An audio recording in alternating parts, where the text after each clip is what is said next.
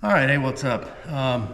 Working on the 289. I got bearings and a rear main seal. 10 turned out they were 1010, so this thing has been machined. I'm gonna put that in plastic agent. We're gonna paint the block and hone it out here pretty quick, waiting on some parts from a big parts house to come. But in the meantime, we bought an ultrasonic cleaner. We've seen guys on YouTube channels using them. Brand new. We actually had it out of the plastic once. I think, didn't we? Yeah, about this. The front engine cover will fit in there. They come in all sizes, I kind of guessed. Hope I didn't guess wrong. Figured if it was too big, it would take a lot. Cleaning material. I'll probably do my pistons and rods a couple at a time. We're going to start out by doing the front engine cover, which will barely fit in here, but it fits. Can't use the basket. Stuff I watched on YouTube. Guys are using a little bit of dish soap.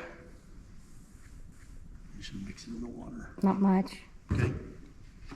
And a little bit of vinegar. Tell me when. Good.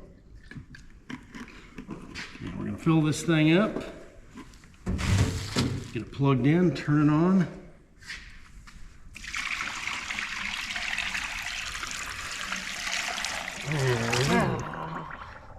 Foul. Gonna need more water. All right, got some more. Water. The soap out. Oh, that's a lot of soap. A lot of soap.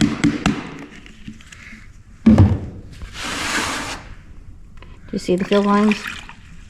The minimum and the maximum? Nope. I don't. I didn't see anything in the instructions about that either. You need just a little more because the minimum's not even there. There's a line right there that says minimum. Oh, okay. Get some more water. Cleaner, but that is clean. Very clean. I'm very impressed, very pleased, and would recommend a sonic cleaner to anybody who was doing anything like I am. I wish I would have had one a long time ago, because one of the worst parts of doing heavy line is the cleanup. Taking it apart, I can zip through it, putting it together.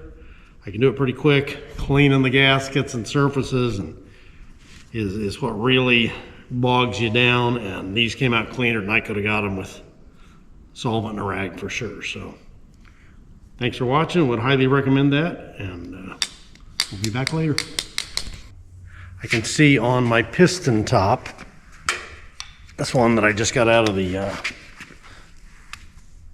cleaner, if you can see that, if you can focus 030, which is telling me this is a 30 thousandths over.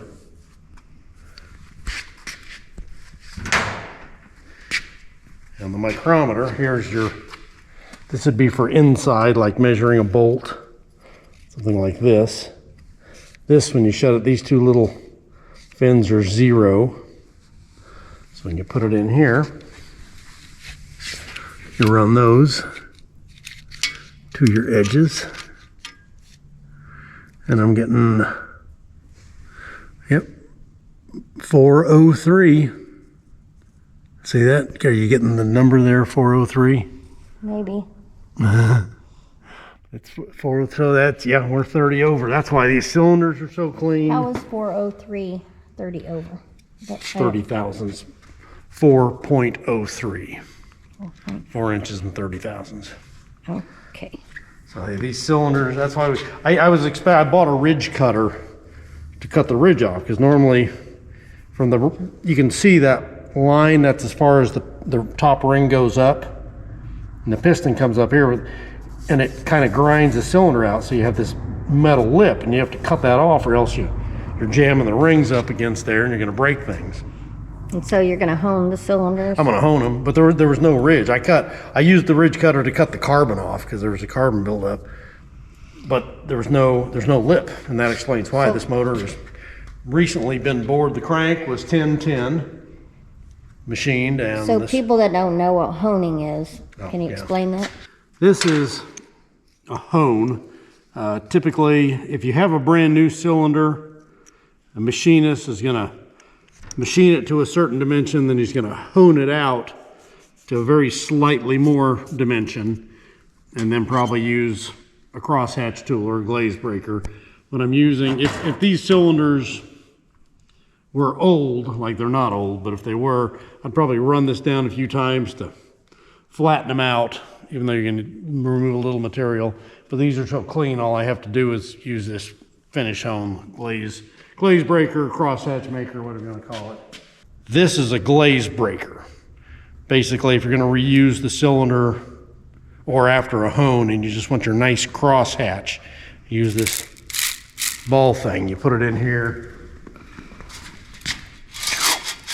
then you put transmission fluid or such, put your drill. We'll be doing this. And then you go up and down. And you come out with a nice crosshatch, which actually you can still see a lot of crosshatch in these, but you want a fresh one for fresh rings. These cylinders are just choice. A couple of very, very small scores. All right. All right, we're gonna hone some cylinders. Actually glaze break them. Got some transmission fluid here.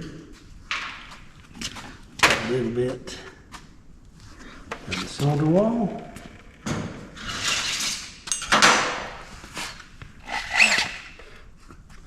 Glaze breaker.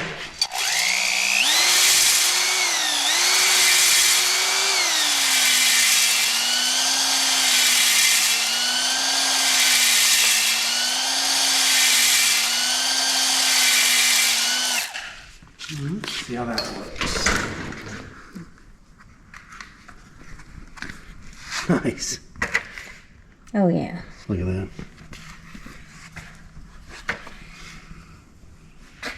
Beautiful. Nice. You're not really removing material, you're just putting a nice fresh cross hatch in. Yep, looks good. Do the next.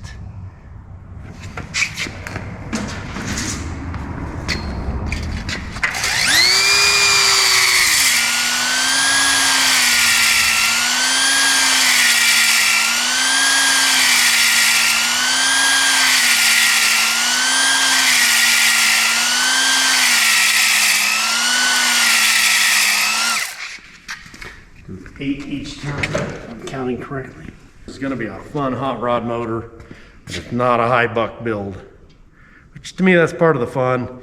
Spend too much money. I mean it's great if that's what you want, but the less money you can spend and do it right, have a good motor, because I want to use it. This is to be used, isn't it, in a museum piece or a show piece. And it's not a race car. I'm not trying to get every little tenth of a horsepower out of it I can possibly get. I just want to be able to spin the tires and shove the old Ford down the road. So this is going to be fun, and it's going to come out cheaper than I thought it would, because I thought I'd have to buy a lot more stuff. So